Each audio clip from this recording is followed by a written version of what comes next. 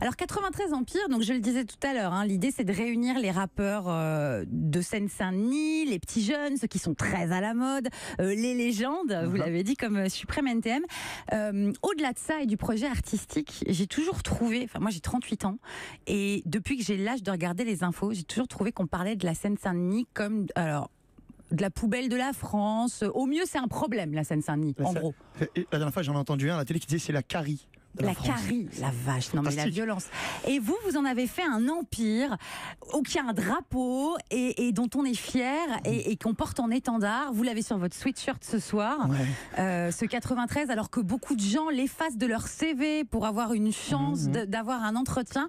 Vous vous rendez compte de la dimension politique, évidemment, de ce travail? Alors, je me rends compte de la dimension politique et de la dimension sociale, mais c'est vraiment pas le truc avec lequel je démarre en tête. Oui. Je démarre pas avec ça en tête, je démarre vraiment sur un projet artistique où j'ai envie de me faire mes kiffs. Donc je suis dans un vrai kiff d'enfant là, j'ai 12 ans. Oui, parce qu'il y a vos héros, il y a vos copains, il y a vos frérots, il y a tout le monde, quoi. C'est même pas la peine. Ouais. Et donc il y a mon équipe avec laquelle je construis tout ça.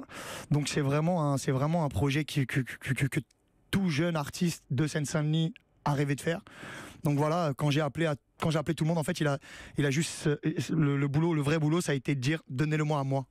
Tu vois, venez pour moi. Voilà, je vais le faire. Ce qu'on a toujours voulu faire, je vais le faire. Venez les gars. Et c'est vraiment un truc qu'on a construit tous ensemble parce que cet étendard est beaucoup trop lourd à porter pour 2 épaules, même pour les miennes. Donc c'est vraiment quelque chose qu'on a porté tous ensemble. Le 93, c'est un historique.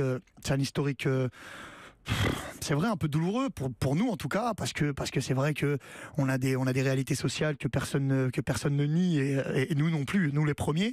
Et puis enfin vous êtes resté habité là-bas. Moi j'habite encore à Aulnay-sous-Bois, ouais.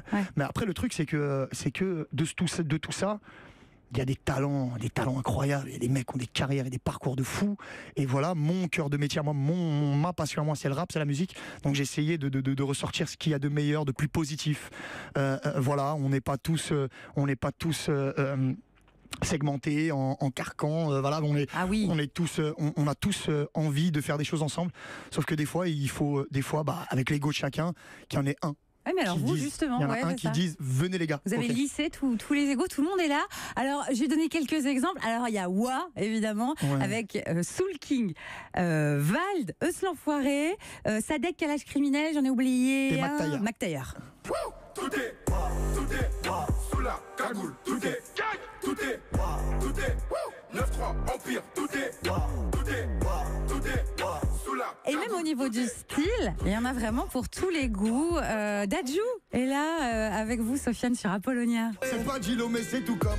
Je la préfère à toutes. Elle réveille tous mes doutes. Quel talent, ce Dadju. Elle écrit tous mes tomes. Je la prends sur ma route. Je paierai ce qu'elle coûte. De mon sang, de mes sommes. Ça me coûterait la vie de voir. Et puis, évidemment, il faut absolument suivre, écouter, vous concentrer les paroles, notamment de Jay-Z. Là, c'est avec Bustaflex, avec Nak Mendoza et Sean.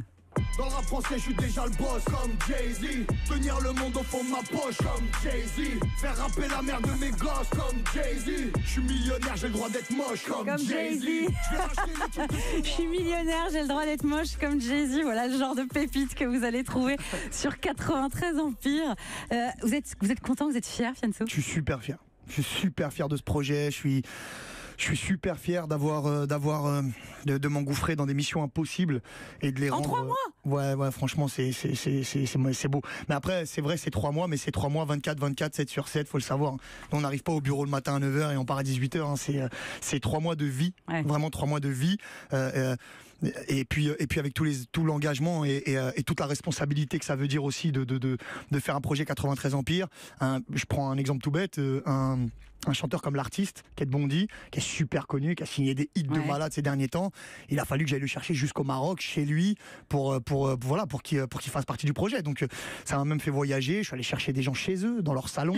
Je suis allé chercher des gens dans leur cité. Je suis allé chercher et puis concentré sur un seul objectif. Et puis on a continué. Et voilà, ça donne ça. C'est sorti vendredi, 93 Empire.